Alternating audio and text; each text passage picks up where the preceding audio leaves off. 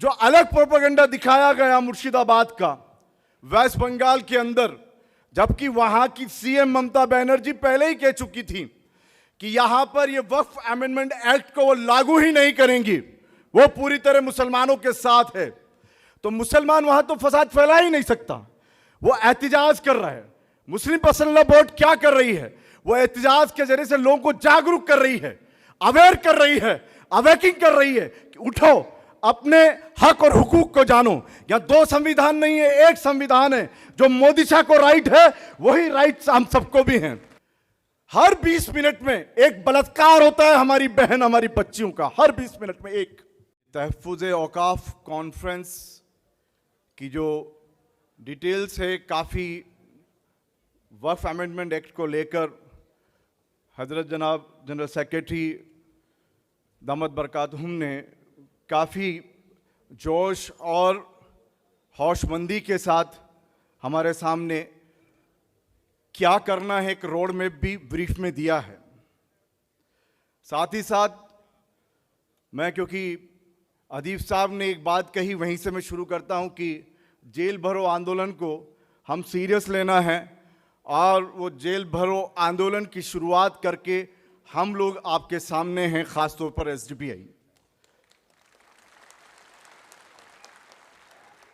क्योंकि लास्ट मैं हमारे नेशनल प्रेसिडेंट एम.के. फैजी साहब जो जेल में हैं, उनका मैसेज, क्योंकि लास्ट जो जंतर मंतर पर होने वाले कार्यक्रम के लिए जब वो दिल्ली पहुंचे तो एयरपोर्ट से, क्योंकि उनको ये लगा कि मुस्लिम पर्सनल लॉ बोर्ड के साथ इस वक्फ अमेंडमेंट जब तक एक्ट नहीं बना था, इस बिल को रोकने के लिए सड़कों पर मुस्लिम पर्सनल लॉ बोर्ड की आवाज पर वो दीवाने उतरे हैं जो एक बार आगे बढ़ गए तो इंशाल्लाह पीछे नहीं हटेंगे।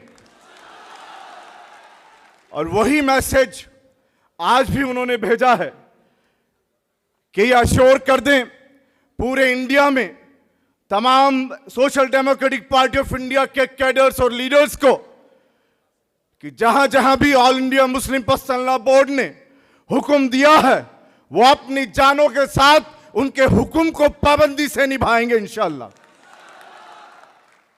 तो इसी के साथ कि जो आज हसास एक ऐसा इशू जो मामलात का नहीं, हमारे ईमान का मसला है, ये मामलात का नहीं, हमारे ईमान का मसला है। इस ईमान के इस सब्जेक्ट पर हम ये अहद करें कि इंशाअल्लाह हम लोग ये मिशन को जब तक पूरा नहीं हो जाता हम पीछे नहीं हटेंगे। ये एक बात के साथ मैं चंद बातें 3-4 पॉइंट्स में करना चाहूँगा। इसके पहले मैं दुआ गो भी हूँ। आज हज़रत मौलाना उबैदुल्लाह खान आज़मी साहब जो नायब सदर हैं, वो बहुत बीमार हैं, उनके लिए भी दुआ करें, हॉस्पिटलाइज हैं, तो उनके लिए भी दुआ करें। साथ ही हमारे मुगीसी साहब जो ऑल इंडिया मिली काउंसिल के प्रेसिडेंट हैं, क्योंकि ये हमारे वो सरमाया हैं जो हमको गाइड करेंगे और हम उनके इन सब के हुक्म के मुताबिक आगे चलना है।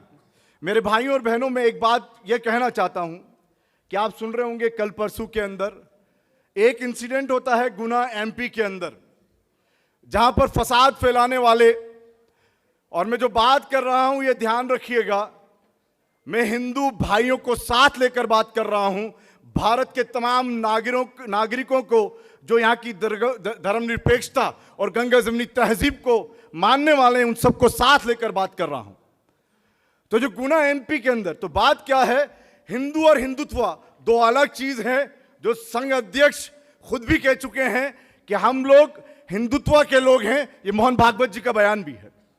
तो जो हिंदुत्व फसाद फैलाता है या जिस तरीके से उनके प्रोपेगेंडे होते हैं, उसी का एक मैं एग्जाम्पल देकर, गुना एमपी के अंदर फसाद किया और वहां के एसपी साहब जिन्होंने अपनी नौकरी को, जिन्होंने उस हक को, जो देशभक्त होता है, जो देश प्रेमी होता है, उस हक को अदा किया और ये उजागर किया कि ये फसाद फैलाने वाले बीजेपी के फला फला जिम्मेदार थे।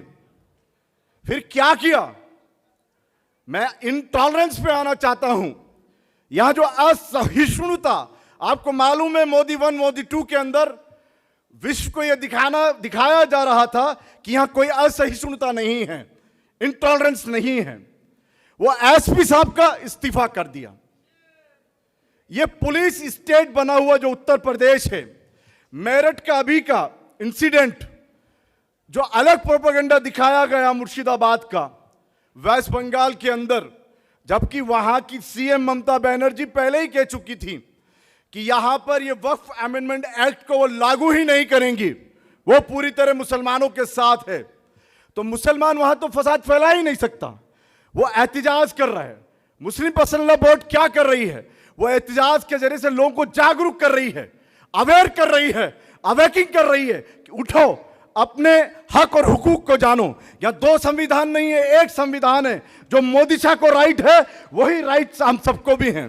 तो मैं मुख्तसर इस बात को, यहां पर जो मेरठ के अंदर प्रोटेस्ट किया, एहतिजाज किया, हिंदू सेना के वो राष्ट्रीय अध्यक्ष जिन्होंने प्रोटेस्ट किया, पुलिस वाले की टोपी को ऐसे फेंक दिया, उनके सिर से उस ताज को जो उनकी इज्जत है ऐसे फेंका है, पूरे मीडिया ने देखा होगा। यह है आज पुलिस की हालत उत्तर प्रदेश में। और साथ ही साथ ये तमाम चीजें पूरे इंडिया में दिखाने की कोशिश कर रहे हैं। लेकिन मैं ये कहना चाहता हूं कि ये मुद्दा मुसलमानों का नहीं है। मैं सिर्फ आप मुसलमान भाई बहनों से नहीं बल्कि पूरे भारत को एड्रेस करके बात कहना चाहता हूं कि क्या आपको मालूम है जो जल जीवन मिशन बनाया गया, जिसके बारे में यह कहा गया कि 80% जो हमारे लोग गांवों में रहते हैं उन तक पानी पहुंचेगा, 40% कटौती कर दी गई है उस जो उन्होंने अलर्ट किया था उससे 40% कटौती कर दी। हर 20 मिनट में एक बलात्कार होता है हमारी बहन, हमारी बच्चियों का, हर 20 मिनट में एक। अभी हमारे भाई ने बताया, एसी माइकल ने, हर दिन 2 क्रिश्चियंस हमारे भाई यहां पर मरते हैं। यहां के तहफ्फुज की जिम्मेदारी सरकार की थी।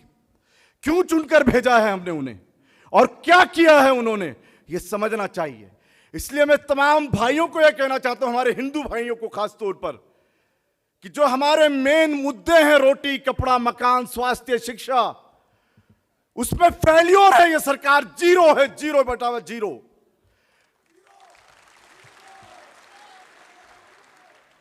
उन गुनाहों को छुपाने के लिए ये मुस्लिम हिंदू 370 ट्रिपल तलाक मदरसा और फिर वक्फ और फिर आगे यूसीसी की तैयारी कर रही है। इससे किसी भी हिंदू भाई को फायदा होने वाला नहीं है, ये मैं साफ कह देना चाहता हूं। जब बेरोजगारी बढ़ रही है तो मुसलमान माइनॉरिटी है, वो बेरोजगारी में कम होगा, हमारे हिंदू भाइयों की बेरोजगारी ज्यादा होगी।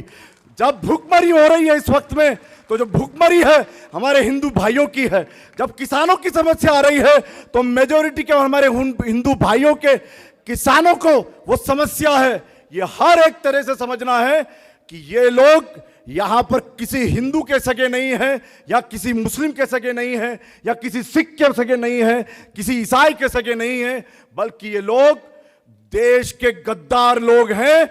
ये लोग वो हैं जो नाथूराम गोडसे के मंदिर को बनने देते हैं। ये वो लोग हैं जो सावरकर के अनुयायी हैं, जिन्होंने लिख लिख कर चिट्ठियों में समझौते किए हैं।